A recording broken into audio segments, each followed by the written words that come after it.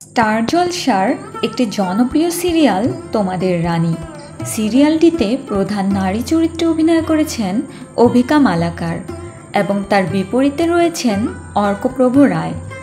অর্কপ্রভ খুব সাধারণ পরিবার থেকে উঠে এসেছেন, জীবনযাপনও করেন খুব সাধারণভাবে।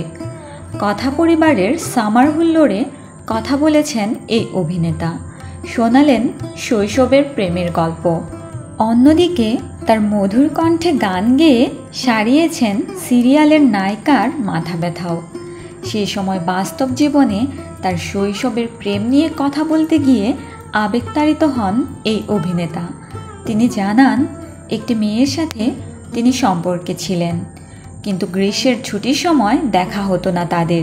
ছুটির সেই দিনগুলোতে অর্কপ্রভুর প্রেমিকা কল করতেন অর্কর বাড়ির ল্যান্ডফোনে, কিন্তু বেশি সময় কথা বলতে দেখে তার দিদা রেগে যেতেন। তার দিদা ভাবতেন হয়তো বিল বেড়ে যাবে ল্যান্ডফোনের, কিন্তু তার প্রেমিকা ফ্রি কল করতেন অর্ককে। এভাবেই মজার ছলে প্রথম প্রেমের অভিজ্ঞতা শেয়ার করেন তোমাদের রানী সিরিয়ালের অর্কপ্রভ রায়। বিনোদনের আরও আপডেট পেতে স্টার বাংলা গল্পের সাথেই থাকুন। ধন্যবাদ।